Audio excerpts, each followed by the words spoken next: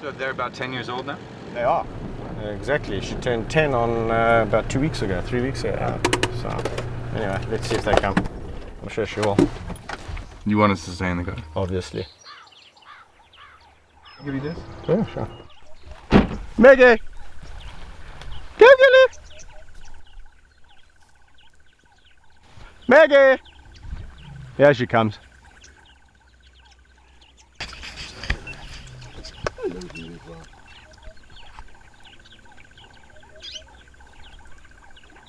How you want, sweetie pie?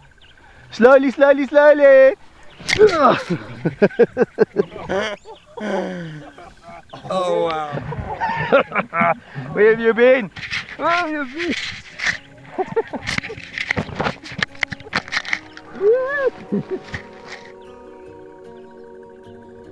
Let's just go back a bit.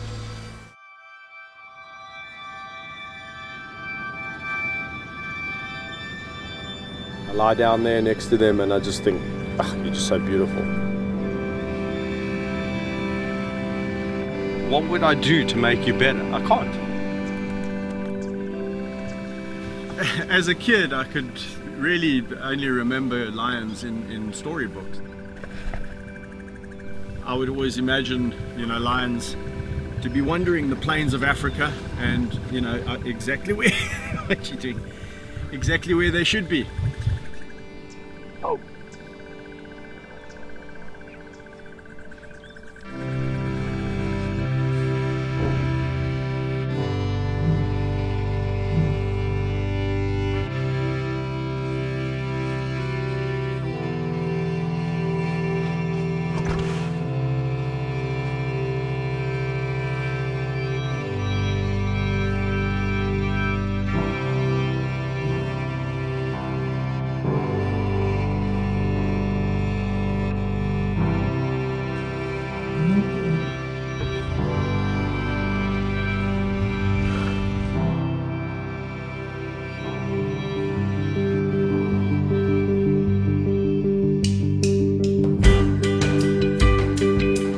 Give them a good chin scratch.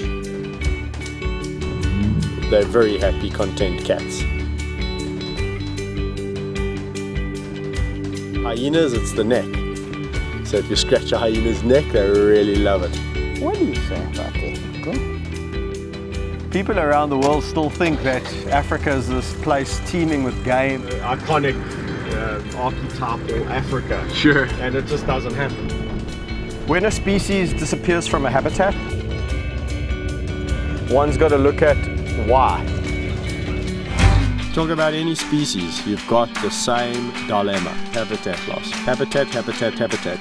Even reserves like this, the area is not big enough. You could drive for days, nothing. They're all gone. Not a single animal. Wow. For miles. What I have been able to do with my unique relationships is capture people's attention. It's about trying to see numbers in the wild increase and trying to figure out how we're going to achieve that. Just ignore her, she's fine. If we Googled your name right now, what would come up? The Lion Whisperer would come up, and there'd be more than likely several pictures of me doing pretty much there'd be several pictures of me pretty much doing what I'm doing now. Do you see yourself as a lion whisperer? There's a phrase that people coined because of the relationships that I have, the ability to interact with these animals without having to make them submit through fear, then yes. Here's my big boy. Here's my big boy. Hello, here's my big boy. Hello, my big boy. Oh, that's nice. Hey. What have you guys been doing? Where are you going? You must be nice. To pinpoint what I specifically like about a lion is extremely difficult. There's something about the black on the back of the ears. It's very soft fur, completely different to the rest of the body. Oh la la ma. Oh, they're so nice. Me, where do I fit in the pride? I'm just another member of this group.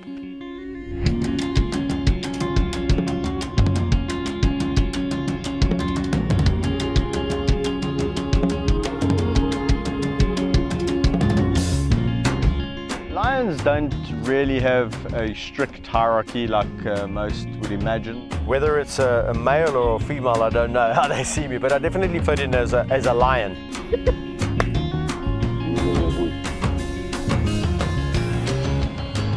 I know each individual quite intensively.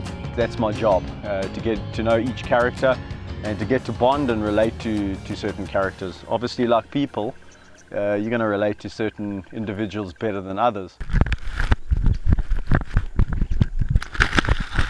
The other one's got the camera.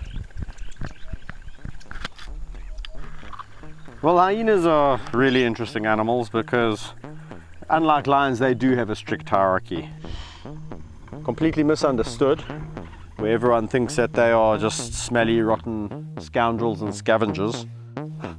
They do not smell, they're not rotten. And the interesting thing really is that the lowest ranking female ranks higher than the highest ranking male, if that makes sense. So it's quite an interesting little society. So I'm just going to get a job, I'll wolf around with them, walk a bit with them. I'm going to introduce you guys. Let's go and see the others. Come.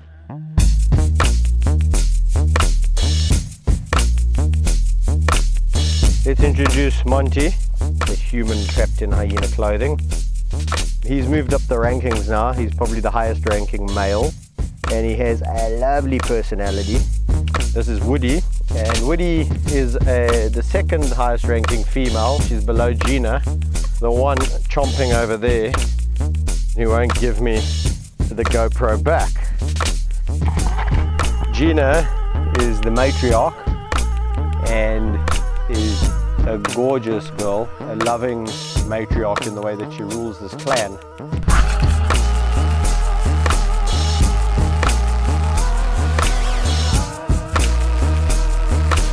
With the hyenas, you've got to be pretty high up in the ranking.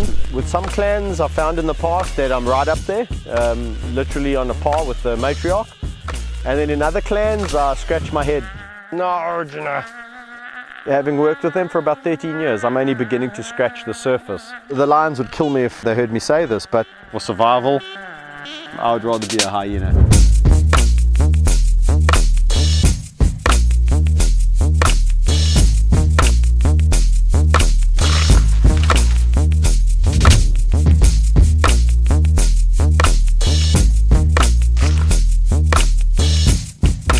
Entertaining and extremely intelligent. So yeah, when I met my first two hyenas, I didn't know what I was getting involved with in the joy that was about to chew your monopod. I'm gonna try and see if I can conjure. Where's Woody? Oh yeah, they are. They're hiding behind this bush, huh? Keeping an eye on us. Why are you two being so naughty? Oh yeah, my gully. They're almost like saying, you should be here. 1, 2, 3.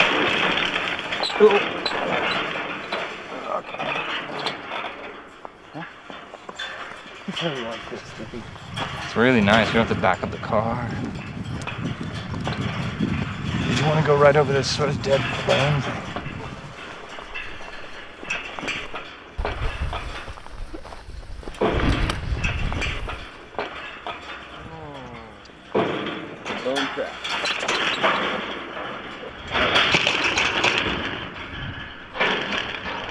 How about their personalities? Like they have such a cartoonish like face and character. So people generally see a friendly side and they go, and it lulls people into this false sense of security.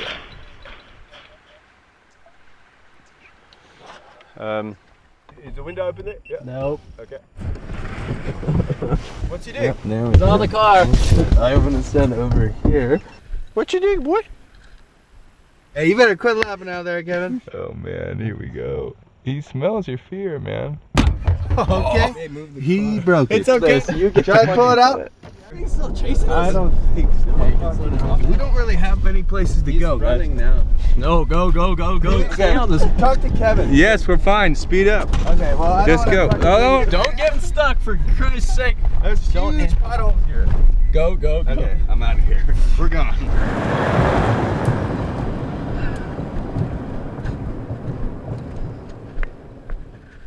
The interactions have always been boisterous. They've never bitten. People go, well, how do you know that one day is one day, you know? I've seen people with incredible relationships and it ends in tears. Because I know them, I don't react. So I've almost learned to detune my reactions. Slowly. But you tell somebody, don't react. And then the thing goes, I go, wah!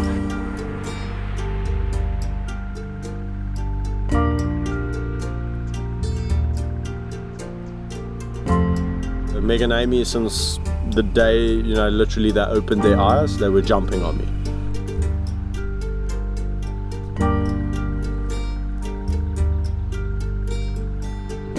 People said when they get to a certain age, you're going to have to stop that. You know, they just got bigger and bigger and bigger.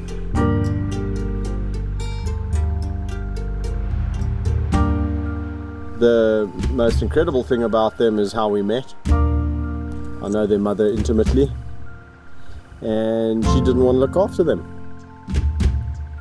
Picks them up by the scruffs of their necks and dumps them in the water bin. I grab them out the water and hand raise them. No two lions are the same. To me, it's like looking at two different human beings. Meg is more outgoing, and Amy is a little bit more dependent on Meg. They are a fantastic duo, and yeah, they've lived a really incredible life. They've seen more places than most wild lions would ever dream about seeing. You have one son, right? I do. And you're expecting another child? I am. Son or daughter? A daughter. For my kids, what I really hope the legacy will be is that they have something to go into pertaining to the wild. As a whole, lions are not doing well. They've declined down to miserable numbers. I'm trying my damnedest to create awareness. People see me interacting with the lions, and I think they start to think, well, gee, imagine Africa without lion.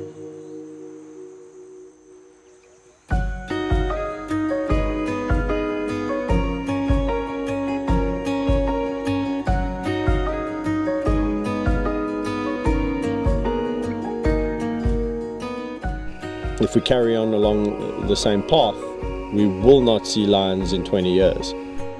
When my last lion dies here, we'll probably be talking about the last lions been seeing in the wild.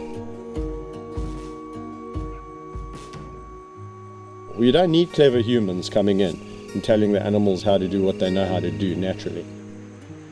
Giving back habitat and restoring habitat. That would be utopia.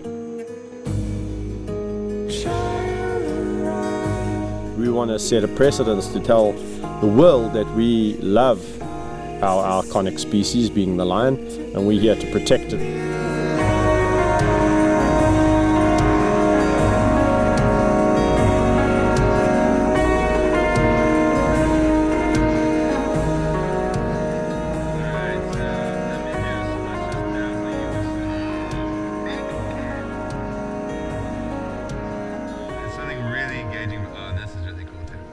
You kind of do this move right here.